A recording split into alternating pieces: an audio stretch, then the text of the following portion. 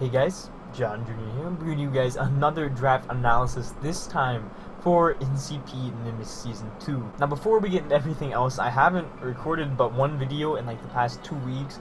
I've not been in the best mental state, so bear with me if I don't seem like myself. I don't sound like myself because I haven't talked in so long for a long period of time, so I'm sorry about that. That being said though, if you guys saw NCP Season 1, it was probably the greatest season I think I've ever been a part of. It was so fun.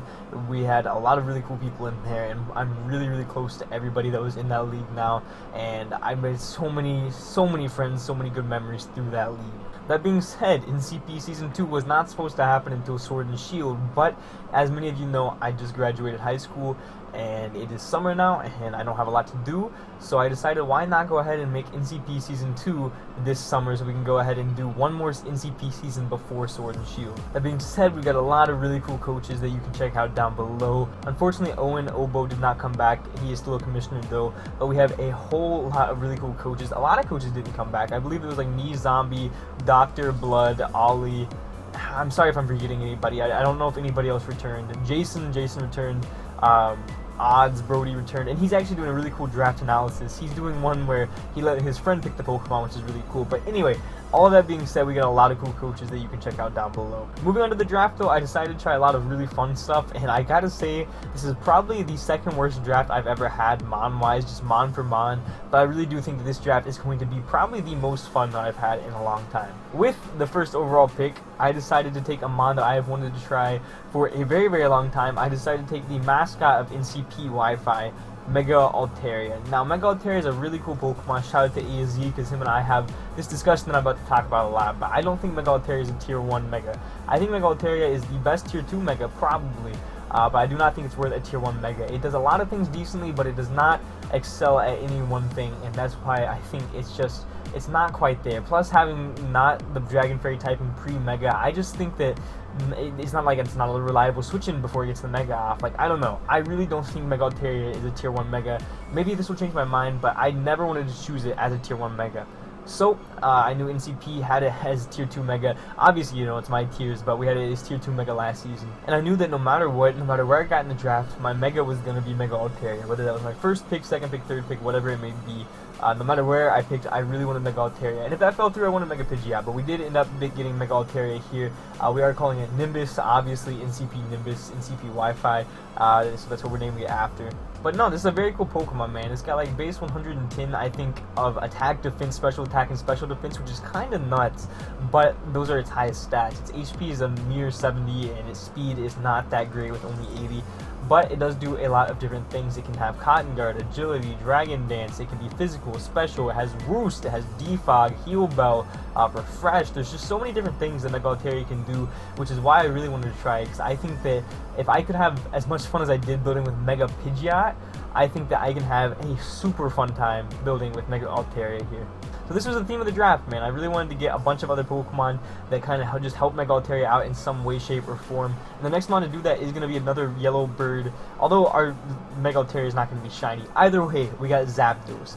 And the reason we got Zapdos is because Mega Altaria, it gets Ice Beam, it gets Fire Blast, you know, it gets all these cool moves, Earthquake, but it doesn't get Thunderbolt. It doesn't get a way to reliably hit those bulky water types that it really just, you know, kind of sit there and wall us. So I decided that for my next pick, I really wanted to get a Mon to help us out with that, and I got Zapdos. I got Tempest here, which is a fan favorite from APA. I really love this Mon. Tempest has actually been like my third best Pokemon on a championship team that I had, or a finals team. I lost 1-0 in the championship, but Tempest is just a really cool Pokemon. And actually, I didn't say this yet, but I didn't have a plan going into this draft. I just wanted to get a bunch of Mons that were going to be fun, and I thought Zapdos really is going to be a whole lot of fun. The next Mon that we have here, I am super excited about. We are getting the Portland Nightshade as mascot. We are getting Gengar, and we are naming this Ryan after my good buddy Ryan. It's his favorite Pokemon, and Gengar is really cool, man, because Mega Altaria, she struggles. I think I'm going to make it a girl. She struggles with breaking other fairy types, honestly. That's something that she really struggles with,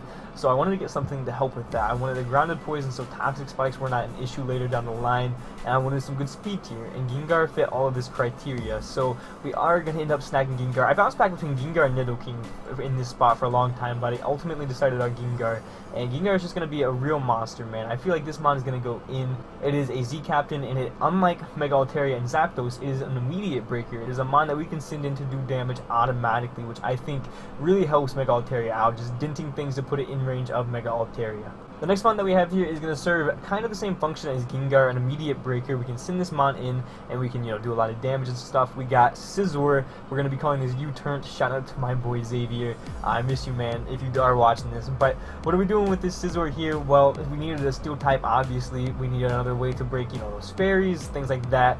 And I think Scizor fits really, really nicely. Scizor also gives us momentum, which is really cool, because right now we have a really cool Volt Turn core in Zapdos and Scizor, and I think that Volt Turn with Mega Altaria is phenomenal, just because we can get Mega Altaria in on the most ideal positions to get, the free Mega off, to get a Roost off, to get whatever the case may be off Hyper Voice, because Fairy Slam is usually so spammable. Because Fairy Stab is usually so spammable. So I really think Scizor just fit really, really nicely. And I've only tried the Mega. I lied. I tried the regular one time, but I only got to use it for like 3 games. So I really want to try. I really do want to try regular Scizor again. The next mon we do have here is going to be Tangrowth, who is not going to pop up on the right side for just a second because I messed up making my slides, but it's okay. For those of you that watched me in APA, which I would assume would be all of you, and if not, hi, welcome, thank you so much for watching me in not APA, I did have Zapdos Tangrowth in one of those drafts, and I think Zapdos plus Tangrowth plus another Pokemon we'll talk about in just a second is a phenomenal defensive core. There's not much that breaks it. Obviously with just Zapdos and Tangrowth, it is Ice types, but I think we compensate for that a lot down the line, because Ice is a very, very big weakness of this team, and I noticed that, unfortunately. But what Tangrowth does is it's another reliable pivot. We can switch it in, and we can switch it out, and we can get the Regenerator, and it's just a really good grass type, a really good ground resist is what we needed, I think, at this point in the draft, and I think Tangrowth is the perfect fit. Another mon that I was looking at was like Shaman and Roserade, but I wanted Tangrowth. I wanted that Regenerator mon. I really think that just being able to send it in and pivot out into Zapdos is really nice. And just having Zapdos plus Tangrowth is stupid broken. Like, I think it is not broken. I take that back, but I think it's stupid to break, I guess would be the better way to say it. The next mon we have here is going to be Hank Tank Tank. You guys love him. I love him. I love saying his name. You guys love saying his name. He is back. And if you guys remember, I had Swampert, Tangrowth, Zapdos in APA, and it is a very, very good core. It is probably my favorite defensive core. Swampert, while it does not quite resist the Ice type that Tangrowth and Zapdos resisted, obviously, it is only weak to Grass, which Zapdos and Tangrowth both resist, which is phenomenal. It is also our first rocker on the squad, unfortunately, and our first really, I want to say our first fully defensive mon, because like Mega Altaria, Scizor, and Zapdos can all be defensive, but they are not going to be defensive more times than not. Swampert can be defensive, but if you look at our team, actually, every Pokemon besides Gengar can be either offensive or defensive, which is really, really cool, I think. The next mon we have here is, I preach about dual waters all the time, so we are going to grab a second water, but we are also going to grab a second fairy, because I think that having Mega Altaria is nice as a fairy, but it doesn't start off as the fairy. You have to get that Mega off first, so I really like having a fairy type initially to have a pivot, to have a switch into Dragon type, so Dracos can't just be dropped starting turn 1. So we chose Primarina. Primarina, obviously. This is not my favorite Pokemon in the world. Her name is Ariel. It's not my favorite Pokemon in the world, I'm just going to be honest, but I think that it fits what we needed to do perfectly. It's a breaker, it can immediately break, which really helps out Gengar in that sense. It is a water type, which I preach about dual waters all the time. It is an initial fairy type before the Mega of Altaria, and it just has priority. Like, I don't know, man. Like, I just thought Primarina fit so perfectly with the team. I didn't really want to get it because I'm not the biggest fan of it. The more I use it, the more I like it, and I love it more than I love it a lot more than Finny. Don't get me wrong, but I don't know. Maybe I'll learn to love it even more than I did in the APA draft with this one. The next one we got here, you can tell we're a little bit hazard weak. We don't really have a lot of hazard setters, so I decided to grab a Selgor. This is my boy Zeku. We have spikes and toxic spikes on this bad boy. We have an amazing speed tier of 145, and we have another mod with U-turn, which is going to be awesome to get into Mega Altaria, because we want Big Ploofy, obviously Nimbus, to do as well as it possibly can. Other than that, there's not really a whole lot to say about a Selgor. It gives us more priority with Water Shuriken, and gives us a lot more speed, and another kind of breaker, not really a breaker. That's a huge stretch to call a Selgor a breaker. Our next mon is going to be Nidoking, Will Smith. Before you go crazy and say this doesn't fit on the team at all, I know it doesn't fit on the team at all. Both of its typings are double ups, which is unfortunate, but we already have a ground and a poison type.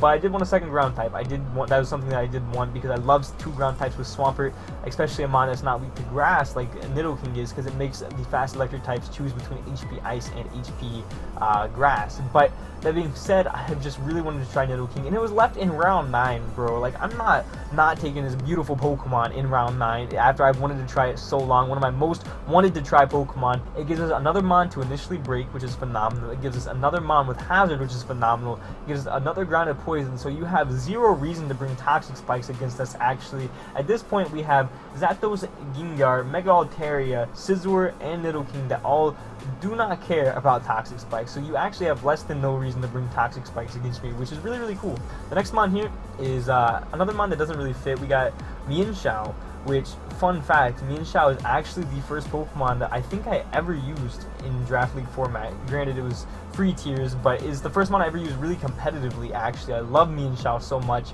I call him Mongdol from Chowder. It's like one of my favorite shows of all time. I love that show.